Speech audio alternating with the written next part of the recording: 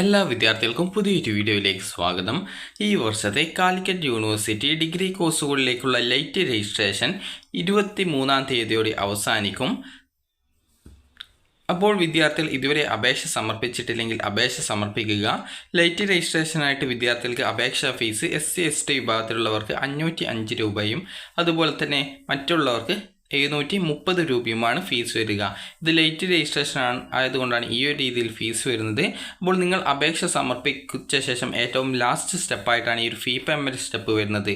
അതുകൊണ്ട് തന്നെ ഫീ പേയ്മെൻറ്റിന് മുമ്പ് തന്നെ വിദ്യാർത്ഥികൾ നിങ്ങൾ ഓപ്ഷൻ വെക്കുന്ന ആ ഒരു കോളേജുകളിലെ വേക്കൻസി പരിശോധിച്ച് നിങ്ങൾ ആ ഒരു കോളേജിൽ വിളിച്ച് നിങ്ങൾക്ക് അവിടെ അഡ്മിഷൻ കിട്ടുമോ എന്നുള്ള കാര്യം ഉറപ്പുവരുത്തിയ ശേഷം മാത്രം ഫീ പേയ്മെൻറ്റ് എന്നുള്ള സ്റ്റെപ്പിലേക്ക് പോവുക. അപ്പോൾ ഇതുമായി ബന്ധപ്പെട്ട് യൂണിവേഴ്സിറ്റി വിദ്യാർത്ഥികൾക്ക് വേണ്ടിയുള്ള നിർദ്ദേശങ്ങൾ ഈ ഒരു പത്രക്കുറിപ്പിൽ നൽകിയിട്ടുണ്ട്. അതായത് അപേക്ഷയുടെ അവസാനമാണ് രജിസ്ട്രേഷൻ ഫീസ് അടക്കുന്നത്. പേയ്മെൻറ്റ് നടത്തുന്നതിന് മുമ്പായിട്ട് നിങ്ങൾക്ക് എന്തെങ്കിലും വിവരങ്ങൾ തെറ്റുണ്ടോ അല്ലെങ്കിൽ തെറ്റിയിട്ടുണ്ടോ എന്നുള്ളത് പരിശോധിച്ച് ഉറപ്പുവരുത്തണം. അപേക്ഷാ ഫീസ് അടച്ചതിന് ശേഷം വീണ്ടും ലോഗിൻ ചെയ്ത് അപേക്ഷയുടെ പ്രിൻ്റ് ഔട്ട് വിദ്യാർത്ഥികൾ എടുക്കേണ്ടതാണ്. അപേക്ഷയുടെ പ്രിൻ്റ് ഔട്ട് ലഭിക്കുന്നതോടെ മാത്രമേ നിങ്ങളുടെ അപേക്ഷ പൂർത്തിയാവുകയുള്ളൂ. അതുപോലെ തന്നെ വിദ്യാർത്ഥികൾക്ക് 15-ാം തീയതി മുതൽ 18-ാം തീയതി വരെ അനുവദിച്ച എഡിറ്റിംഗ് സൗകര്യം ഉപയോഗപ്പെടുത്തി അപേക്ഷ പൂർത്തീകരിക്കാത്തവർക്ക് ഇന്നു മുതൽ ലോഗിൻ ചെയ്ത് അപേക്ഷ പൂർത്തീകരിക്കാവുന്നതാണ്. വിദ്യാർത്ഥികൾക്കായിട്ട് അപേക്ഷയിലെ തിരുത്തലുകൾക്കുള്ള എഡിറ്റിംഗ് സൗകര്യം സ്റ്റുഡൻറ്റ് ലോഗിനിൽ ലഭ്യമാക്കിയിട്ടുണ്ട്. പ്രസ്തുത ലിങ്കിലൂടെ ആവശ്യമായിട്ടുള്ള തിരുത്തലുകൾ മൊബൈൽ നമ്പർ, ഇമെയിൽ ID എന്നിവ ഒഴികെ നിങ്ങൾക്ക് വരുത്താവുന്നതാണ്. നേരത്തെ അഫിലിയേറ്റഡ് കോളേജുകൾ ലഭ്യമാക്കിയിട്ടുള്ള റാങ്ക് ലിസ്റ്റിലെ അപേക്ഷകരുടെ അഭാവത്തിൽ മാത്രമേ ലൈറ്റ് രജിസ്ട്രേഷൻ അപേക്ഷകരെ ഈ ഒരു മെറിറ്റ് അല്ലെങ്കിൽ സംവരണ സീറ്റുകളിലേക്കുള്ള അഡ്മിഷന് പരിഗണിക്കുള്ളൂ. അതിനാൽ തന്നെ നിങ്ങൾ അഡ്മിഷൻ നേടാൻ ആഗ്രഹിക്കുന്ന കോളേജിൽ നിങ്ങൾ വിളിച്ച് ചോദിച്ച ശേഷം മാത്രം ഈ ഒരു രജിസ്ട്രേഷൻ്റെ ലാസ്റ്റ് സ്റ്റെപ്പ് പൂർത്തിയാക്കുക. വിവിധ അഫിലിയേറ്റഡ് കോളേജുകളിലെ കോഴ്സ് റിസർവേഷൻ എന്നിവ തിരിച്ചുള്ള സീറ്റ് വേക്കൻസി അഡ്മിഷൻ്റെ ഈ ഒരു പേജിൽ ലഭ്യമാണ്. അപ്പോൾ നമുക്ക് എന്തൊക്കെയാണ് ആ ഒരു വേക്കൻസി എന്നുള്ളത് നോക്കാം. ആദ്യം വേക്കൻസി പരിശോധിക്കാം. ഇവിടെ നിങ്ങൾക്ക് FIUGP 2024-25 സീറ്റ് വേക്കൻസി എന്ന് പറഞ്ഞുകൊണ്ട് കാണാം. ജസ്റ്റ് അതിൽ ക്ലിക്ക് ചെയ്യുക. ക്ലിക്ക് ചെയ്ത് കഴിഞ്ഞാൽ വിദ്യാർത്ഥികൾക്ക് ഈ ഒരു പേജിലേക്ക് പോകുന്നതാണ്. നിങ്ങൾ ഏത് കോളേജിലെ അഡ്മിഷനാണ് ആഗ്രഹിക്കുന്നത്, ഇത് എയ്ഡഡ് കോളേജും ഗവൺമെൻറ് കോളേജും ഒക്കെ ഉണ്ടാകും. അപ്പോൾ നിങ്ങൾക്ക് ആദ്യം എയ്ഡഡ് കോളേജ് ഈ ഒരു ലിസ്റ്റിൽ നിന്നും നിങ്ങൾക്ക് അഡ്മിഷൻ നേടാൻ താല്പര്യപ്പെടുന്ന കോളേജ് നിങ്ങൾ സെലക്ട് ചെയ്ത് കൊടുക്കുക. അതിനുശേഷം സെർച്ച് ബട്ടൺ ക്ലിക്ക് ചെയ്യുന്ന സമയത്ത് ആ ഒരു കോളേജിൽ ഏതൊക്കെ കോഴ്സ് ഉണ്ട്, ഏതൊക്കെ കോഴ്സുകൾക്ക് ഏതൊക്കെ കാറ്റഗറിയിലാണ് സീറ്റ് വേക്കൻസി ഉള്ളത് എന്നുള്ളത് കൃത്യമായിട്ട് നൽകിയിട്ടുണ്ടാകും.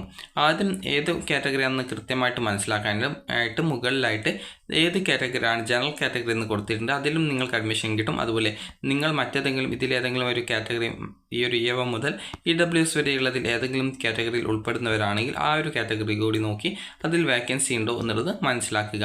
അവിടെ വേക്കൻസി ഉണ്ട് എങ്കിൽ നിങ്ങൾ ആ ഒരു കോളേജിൽ കോൺടാക്റ്റ് ചെയ്ത് നിങ്ങൾക്ക് അഡ്മിഷൻ കിട്ടുമോ എന്നുള്ള കാര്യം കൃത്യമായിട്ട് ചോദിച്ച് മനസ്സിലാക്കേണ്ടതാണ്. അതുപോലെ തന്നെ ചില കോളേജിൽ നിന്നും വിദ്യാർത്ഥികളോട് അലോട്ട്മെൻറ്റ് വഴിയാണ് എന്നൊക്കെ പറയുന്നുണ്ട് എന്ന് വിദ്യാർത്ഥികൾ പറഞ്ഞിട്ടുണ്ടായിരുന്നു. ഇത് അലോട്ട്മെൻറ്റ് വഴിയല്ല, കോളേജുകൾ നേരിട്ടാണ് അഡ്മിഷൻ നടത്തുന്നത്. അപ്പോൾ അതുകൊണ്ട് തന്നെ കൃത്യമായിട്ട് കോളേജിൽ വിളിച്ച് നിങ്ങൾക്ക് അഡ്മിഷൻ ലഭിക്കുമോ എന്നുള്ള കാര്യം കൃത്യമായിട്ട് ചോദിച്ച് മനസ്സിലാക്കേണ്ടതും. അങ്ങനെ അഡ്മിഷൻ ലഭിക്കുമെങ്കിൽ നിങ്ങൾക്ക് എപ്പോഴാണ് അഡ്മിഷനായിട്ട് ഹാജരാവേണ്ടതെന്നുള്ളത് കൃത്യമായിട്ട് ചോദിച്ച് മനസ്സിലാക്കേണ്ടതുമാണ്. കാരണം ഈ ഒരു ലൈറ്റ് രജിസ്ട്രേഷൻ എന്ന് പറയുന്നത് ഇതുവരെ രജിസ്ട്രേഷൻ ചെയ്യാത്ത വിദ്യാർത്ഥികൾക്ക് വേണ്ടിയിട്ടാണ് ഈ ഒരു ലൈറ്റ് രജിസ്ട്രേഷൻ. അതുപോലെ തന്നെ ആപ്ലിക്കേഷൻ എഡിറ്റ് ചെയ്യാത്ത വിദ്യാർത്ഥികളുണ്ടാവും. അപ്പോൾ അങ്ങനെയുള്ള വിദ്യാർത്ഥികൾക്കും ഈ ഒരു ഘട്ടത്തിൽ എഡിറ്റ് ചെയ്ത് ആപ്ലിക്കേഷൻ നൽകാം.